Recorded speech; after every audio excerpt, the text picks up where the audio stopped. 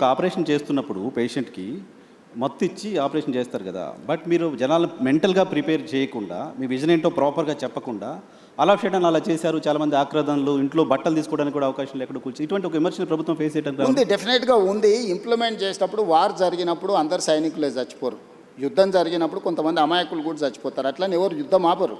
Bomb వేయకుంటే ఇటు civilian ఉన్నాడా, ఇటు సైన్యం ఉందా, ఇది చూస్తారా. యుద్ధం జరిగినప్పుడు యుద్ధం అనేది యుద్ధ నీతే అట్లాంటిది.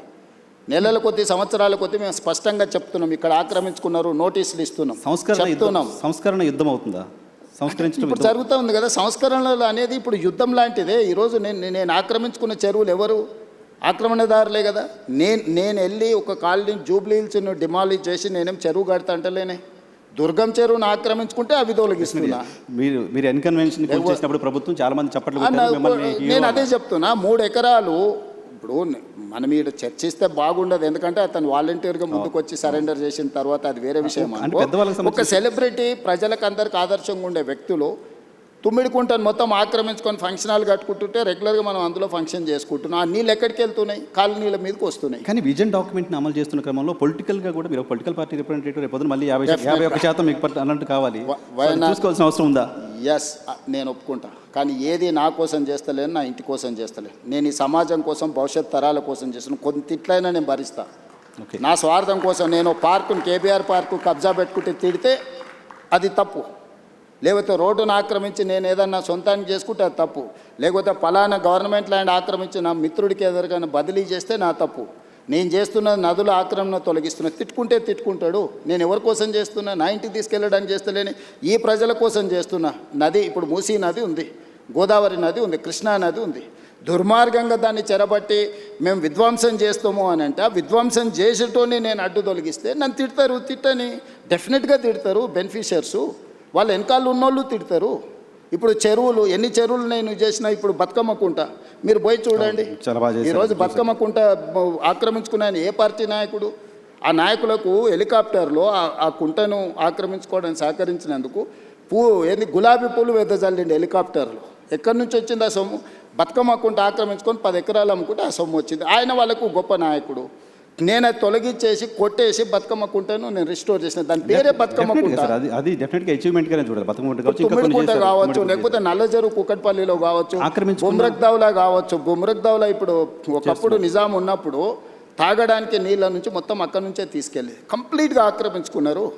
నేను పొలిటికల్ ఎవరిని స్పేర్ చేయలే. అక్కడ ఎంఐఎం లీడర్స్ అబ్జెక్షన్ చేసారు, ఇక్కడికి వస్తే బీఆర్ఎస్ లీడర్లు అబ్జెక్షన్ చేసారు, ఇంకొక దగ్గరకు వస్తే కుక్కట్పల్లిలో ఇంకొకరు అబ్జెక్షన్ చేసారు, అందరు తిట్టారు. మీరు బీఆర్ఎస్కో ఎంఐఎంకో ఎవరికో ఆన్సర్ చేయాల్సిన అవసరం లేదు. కానీ పేదవాళ్ళు ఎవరైతే ఇబ్బంది పడుతున్నారో కొన్ని విజువల్స్ చూస్తే బాధ అనిపిస్తుంది. ఎస్, డెఫినెట్గా వాళ్ళకి హోప్ ఎవరు? మీరే, ఇంకా ఎవరు కాదు కదా. వాళ్ళకి హోప్ నేనే వాళ్ళకి ఏమన్నా న్యాయం చేస్తానని నమ్మకంతోనే నన్ను ముఖ్యమంత్రి చేశాను. అందుకే వాళ్ళకి డబుల్ బెడ్ ఇండ్లు ఆఫర్ ఇచ్చిన, మంచి వాళ్ళ పిల్లలకు స్కూల్ ఆఫర్ ఇచ్చిన, వాళ్ళకి కావాల్సిన సహాయం అందిస్తా అని చెప్పిన. నేను నిస్సహాయాన్ని ఎక్కడ? నువ్వు ఆక్రమించుకున్న చెరువులు మాత్రమే నేను ఉంటా అంటే నేను నిస్సహాయాన్ని. ఓకే, నేను స్పష్టంగా చెప్తున్నా. మూసీ నదిని ఆక్రమించుకున్న వాళ్ళకి నేను క్లియర్గా చెప్తున్నారు, మీకు ఇల్లు కట్టిస్తా, స్కూల్ కట్టిస్తా, హాస్పిటల్ కట్టిస్తా, మీకు ఆర్థిక సహాయాన్ని అందిస్తా, మీరు వ్యాపారం చేసుకోండి, మీ పిల్లల్ని చదివించుకోండి, వాళ్ళ భవిష్యత్తు తీర్చిదిద్దుకోండి, ప్రభుత్వం ఉదారంగా ముందుకు వచ్చి మిమ్మల్ని ఆదుకుంటుందని చెప్తే లేదు, మేము మూసీలనే ఉంటాము అని వాళ్ళని కొంతమంది పరోక్షంగా ప్రోత్సహిస్తారు. ఓకే, నేను అది కూడా చెప్పిన. అదే ఏరియాలో మీకు ఉద్యోగ ఉపాధి అవకాశాలు ఉంటే ప్రభుత్వ భూమి తీసి మీకు ఇండ్లు కట్టిస్తానే స్వామి. ఆ ఏరియాలో మీరు అక్కడి నుంచి ఎక్కడికో కూడా తరలించండి మిమ్మల్ని. ఏ ఏరియాలో అయితే మూసీ నదిలో ఎవరు మూసీలో బతకాలని కోరుకోరు. ఈరోజు వైఎన్ఆర్ నిన్న ఒక క్వశ్చన్ అడుగుతా. గంగా పేరు మీద, యమునా పేరు మీద, సరస్వతి పేరు మీద, ఇట్లాంటి గోదావరి పేరు మీద, కావేరి పేరు మీద, కృష్ణా పేరు మీద, అన్ని నదుల పేర్ల మీద ఆడపిల్లలు పెట్టుకున్నారా తల్లిదండ్రులు? ఏ తల్లిదండ్రులైనా మూసీ పేరు పెట్టుకున్నారా? మూసీ కూడా నదే కదా. మూసీ నది బిడ్డ పేరు ఎవరైనా పెట్టుకున్నారా? ఎందుకు? మూసీ అంటేనే మురికి పర్యాయ పదంగా మార్చిండ్రు. దీనికి కారణం ఎవరు? గత పాలకులు కాదా? మూసీ కూడా గొప్పగా ఉండాలని నేను స్వప్నం, నా కళ. నేను గొప్ప నదిని నేను ఈ నగరానికి ఇవ్వాలనుకుంటున్నా. నేరం ఎట్లయిద్ది? ఓకే, గతంలో ఎవరు చేసినా నేరమే.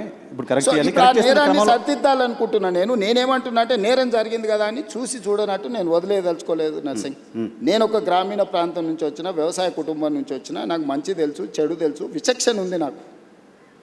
పేదల సమస్యలను చూడడానికి అమెరికాలో చదువుకొచ్చుకున్నామని గొప్పగా చెప్పుకునే వాళ్ళకు బెంచ్ కారులో పోయి చూడడానికి ఎక్స్కర్షన్ లాంటిది పేదరికం.